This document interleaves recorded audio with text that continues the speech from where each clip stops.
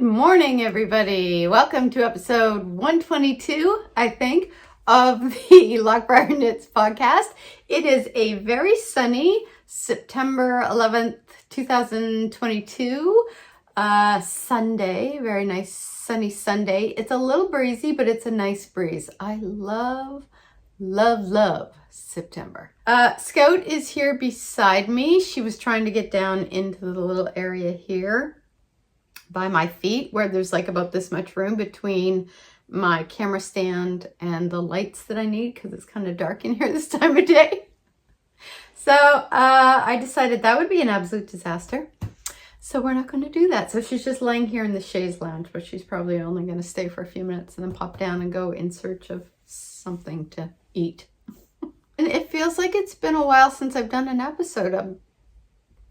I was going to do one last week.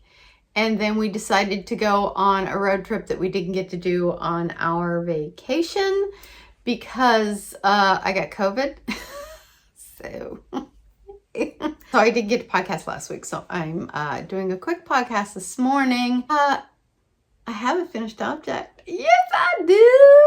I have finished the striped sweater. Now, this is Stripes by Andrea Mowry. I'm going to stand up. So here it is. It comes to the length that I like, right at my hip. This is made out of BC Garn Bio Balance, which is a mix of cotton and wool. And I think it's 55 wool, 45% cotton. 55% wool and 45% cotton. Their yarn is organic and got certified. So that's I think that's the gray I used. Or is this the lighter gray? No, I think that's right, gray. I do have quite a bit of this. I will say I was a little iffy about knitting with a cotton blend. I did really like the yarn, the feel of the yarn, and it still has a bit of a cottony feel, but the wool is more overpowering. So the last cotton sweater that I knit was the Tegna, and that was a complete disaster, and that was knit with cotton yarn. I found the pattern, the lace pattern at the bottom, a huge challenge. The other thing I forgot to take into account was the fact that cotton yarn has no give to it. Like, you know, if you put a wool sweater on, you know, you can feel the wool has some give, it has some stretch to it. Cotton yarn has no stretch to it. So the Tegna sweater was a huge disaster. If you, I'll try to remember to link the episode that it was up here. It was a disaster. It was an absolute disaster. I had no desire to knit with cotton yarn again after that. But this does have like a stretch to it, but it also doesn't have quite the same bounce back factor that if it was like, you know, 100% wool.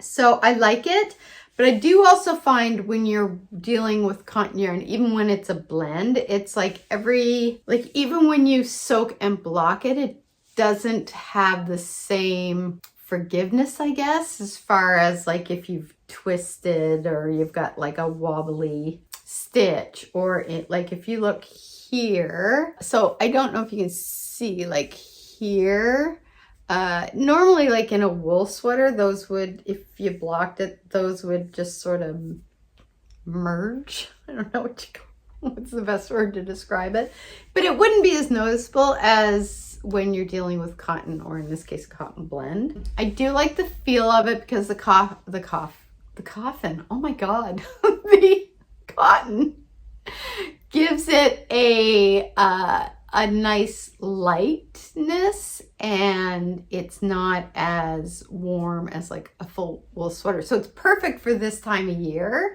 where you're sort of transitioning from kind of the warm days into sort of cooler, but not cool enough to go full on wool. So I do like it. I did make I probably made more than one mistake. If you look at the ribbing here starts, I think I did one, maybe two rows of knitting, and then I started the rib. But on this one, I did 4 rows for some reason. So the ribbing is much shorter on this one than it is on this one. And also, the sleeves are a different length. And I think the reason for that was there were a few times, like you go kind of 8 rows per stripe. And there were some stripes on the first sleeve where I did 9 rows on, I think, like at least, well, clearly enough rows that it made it kind of longer. But you don't really notice it when you're wearing it. Like, it's not like, it's still like they're going to the right same place, pretty much. I do like it. I don't love it. I think when I was originally going to knit this sweater, where it calls like for kind of 8 rows per stripe, I thought I should probably double it and do 16 rows per stripes. I can't talk English. No, I'm not my first language. Gibberish is my first language. But I had originally thought that I should go 16 rows so that my rows would be like this thick, because I do like a thicker stripe as opposed to a thinner stripe. But then I thought, no, I like the look, like, and I do like it, but I think I would have liked it better if I was going to do the thicker stripe. But I knew that I was doing the Joji Locatelli Super Simple Summer Sweater probably next after I finish the other sweater I'm working on, which I'll show you. And that was going to be thicker stripes. So I thought, well, I thought I'd mix it up a little. And I do like it. And I love the colors, like the gray and the bright green, I think are just a really lovely contrast. But overall, I think I prefer a thicker stripe. But the other thing is, and I'm not really sure. Okay, let me get my hair out of the way here.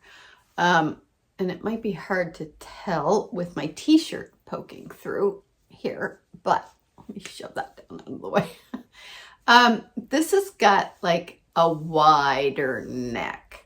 I would much prefer that the neck come up to here. I like, this feels, I don't know that it's really a boat neck because it's not like that straight, but it's just a wide neck.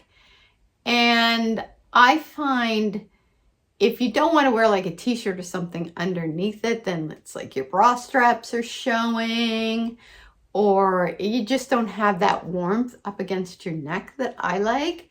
Like, I really prefer more of a crew neck that is sort of up to here, or kind of a wider funnel neck.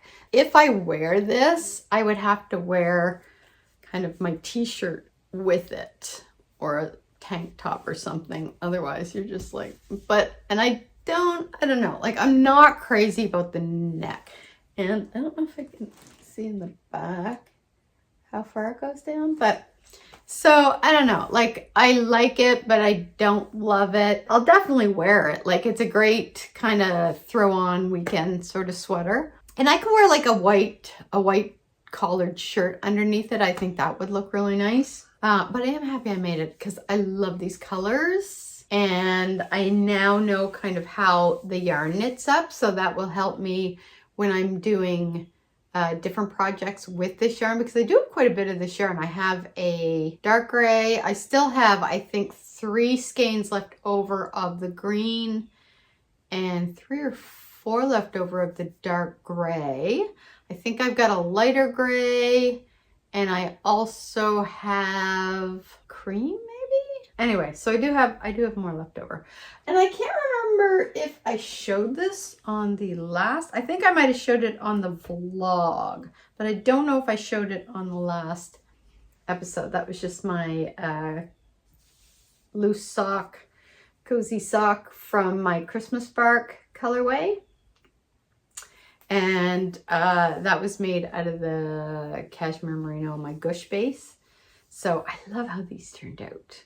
I'm going to be doing up some more Christmas bark for the shop. I did my fall colorways last weekend or the weekend before that. Last weekend, I think. I'm going to do the Christmas ones, I'm hoping, next weekend. I'm trying to think. I feel like there's something going on next weekend. Because I want to get them up early enough so if people want to knit something for Christmas, they have time to, you know.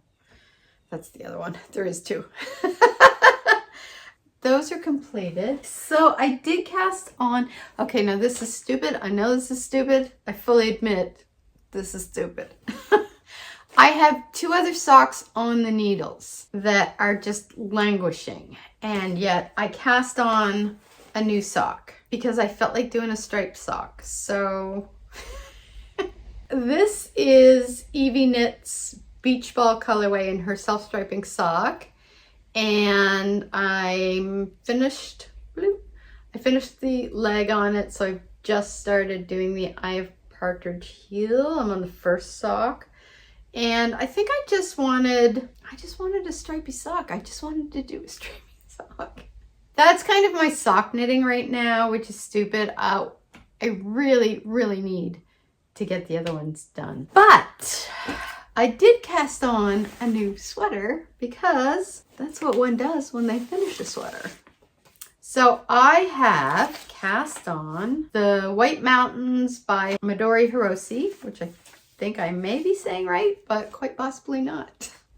This is basically what the sweater will look like. This is the version I'm doing. She has several versions of different ways that you can make it. I think there's like 7 or 8 versions maybe.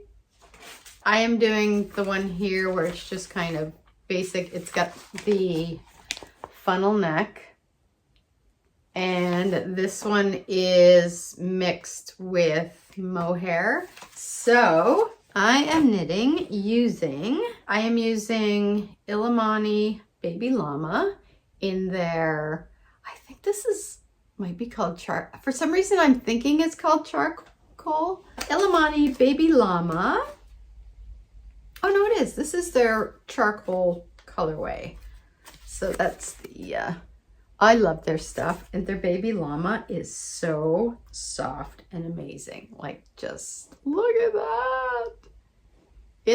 Their yarn is just the most gushable. So I am mixing that with Aloft, which is Knit Picks, their mohair, and this is in the carbon colorway. So I'm mixing these 2 together, and this far along. I love the way that this yarn is blending, because the carbon is, it's almost like I don't know if it's showing up here, but it almost has like a bluish tint within the gray. And then this, the Illimani, you can kind of, I think, see like there's little flecks of white hair, and that's not dog hair. That's actually part of the yarn.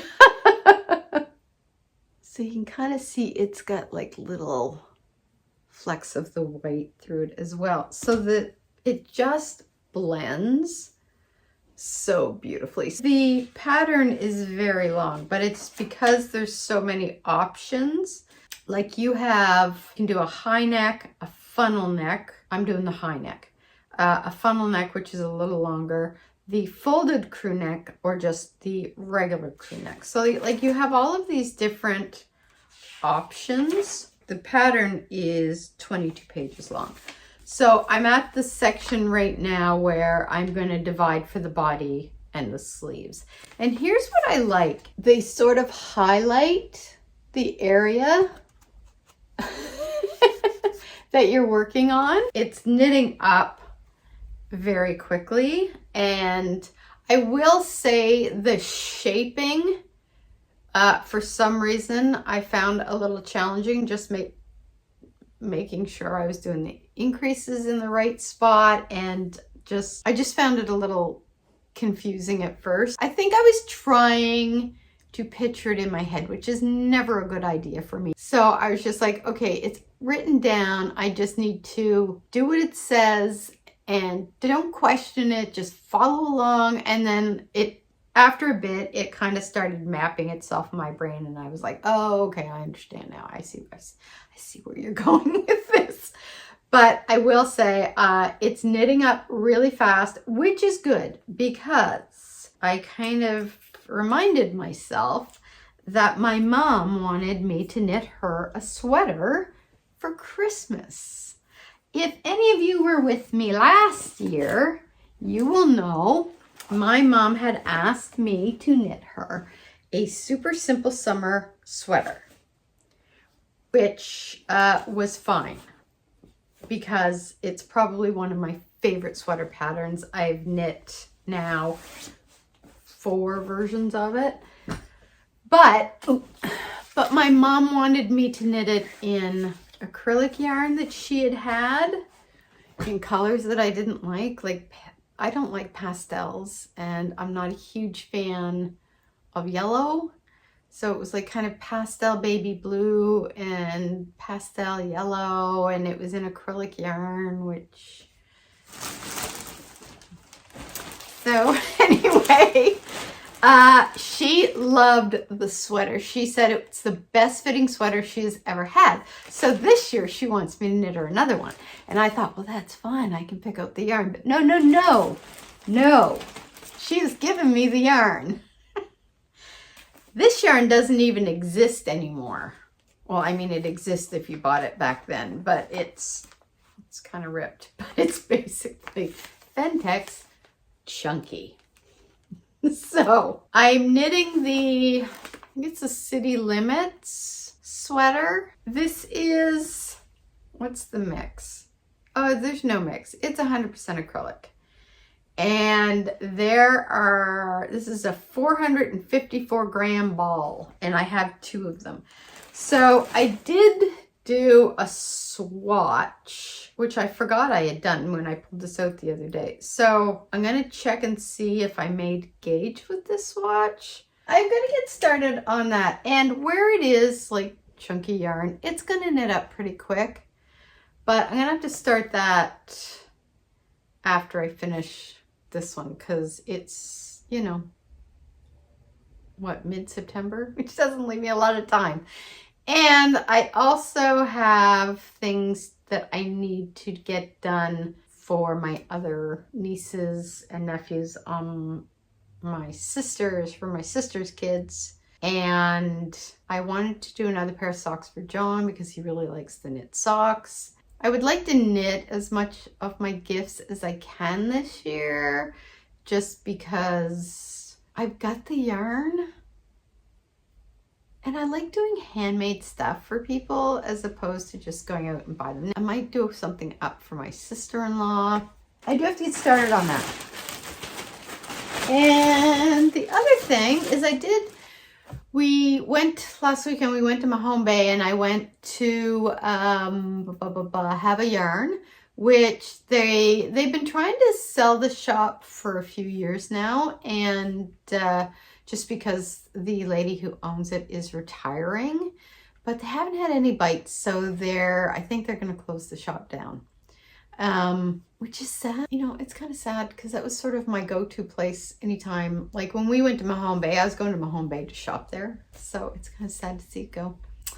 But I'm really hoping before she finally closes it down that somebody buys it.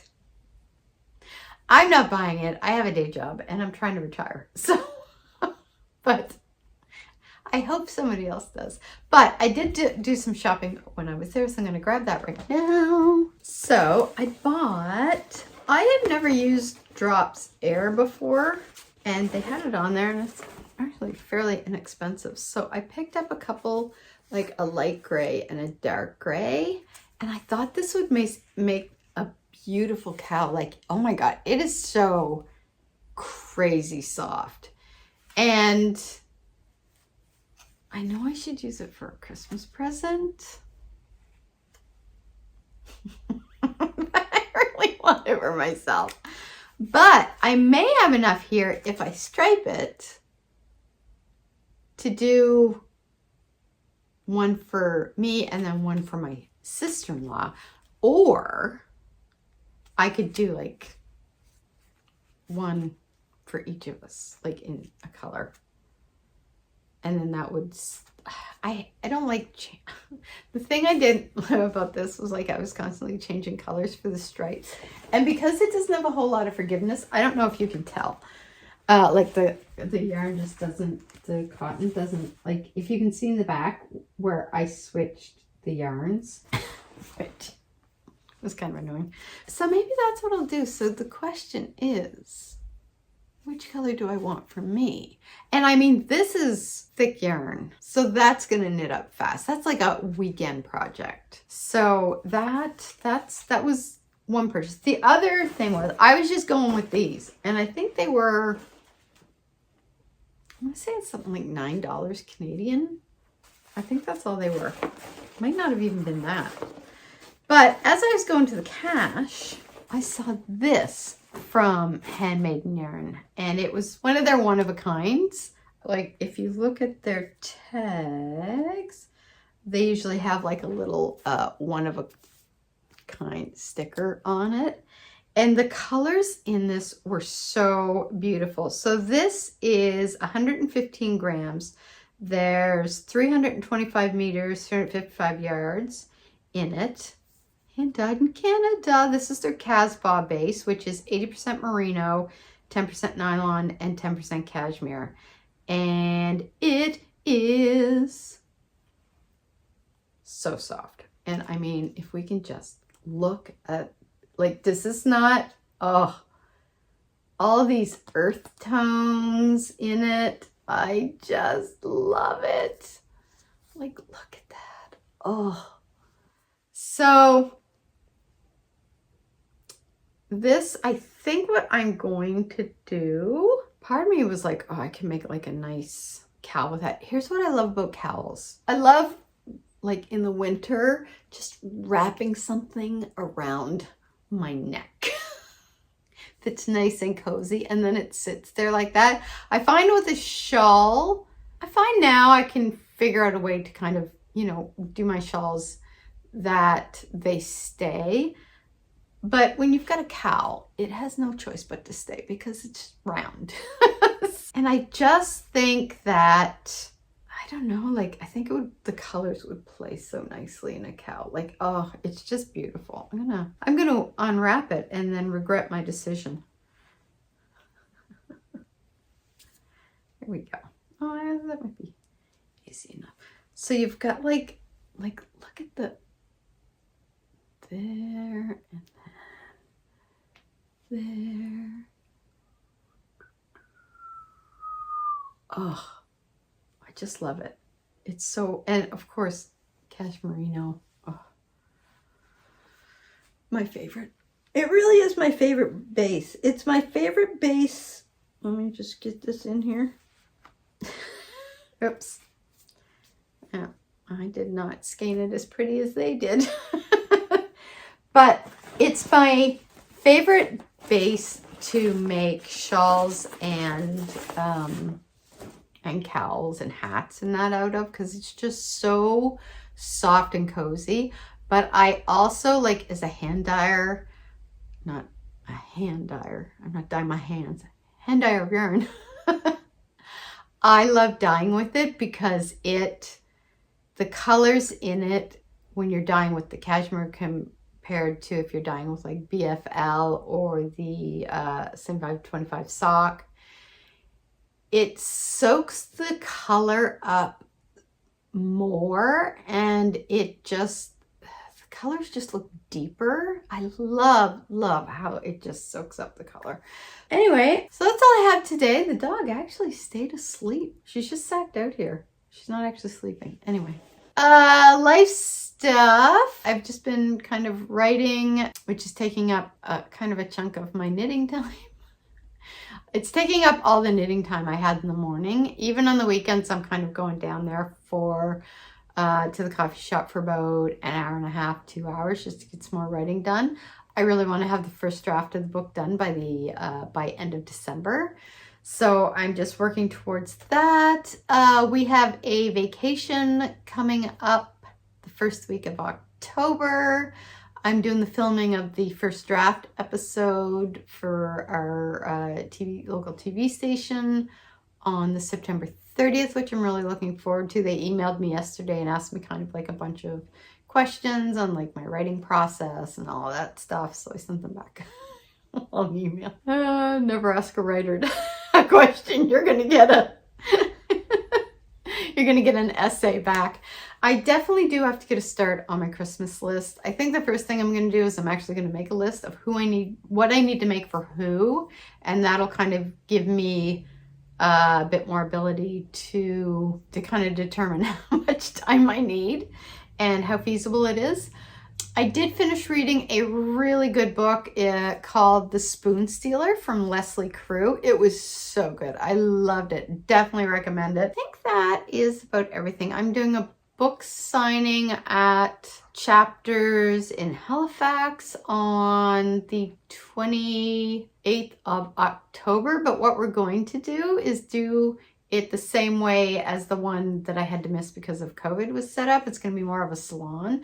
So it's almost more of a talk to the author event. We kind of answer questions about how we write, what we write, why we write, how we get started, take questions from anybody, and sign books and all that good stuff. I find I like doing it that way. It's a little more like you're having a conversation with somebody instead of like, here, let me sign my book, here, buy my book. Like you're talking to them, you get to know them, they get to know you. So it's a lot more fun.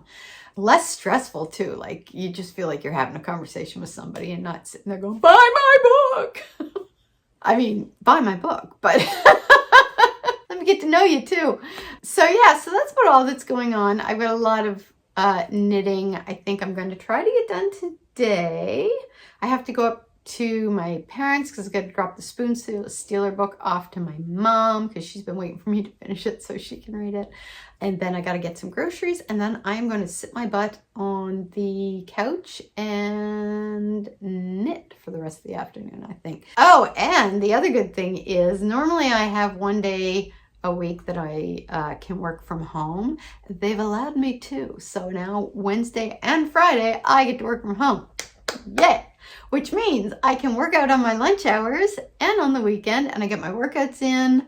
I can write a little longer on those days in the morning because I don't have to rush home, and because my commute is literally 30 seconds up, you know. I set everything up the night before, and I literally just have to walk in the office at about 5 to 9 and turn everything on. Yeah, so that's about everything that's going on. I will let you guys go. Happy knitting, and I will see you soon with the August vlog nope, not August. September vlog, which should be out probably in the next week or so. And then we're going to get into all the sweater knitting. I should probably take a look at my Make 9 too and see how far along I am on that. But until then, I will talk to you guys soon. Happy knitting. Bye.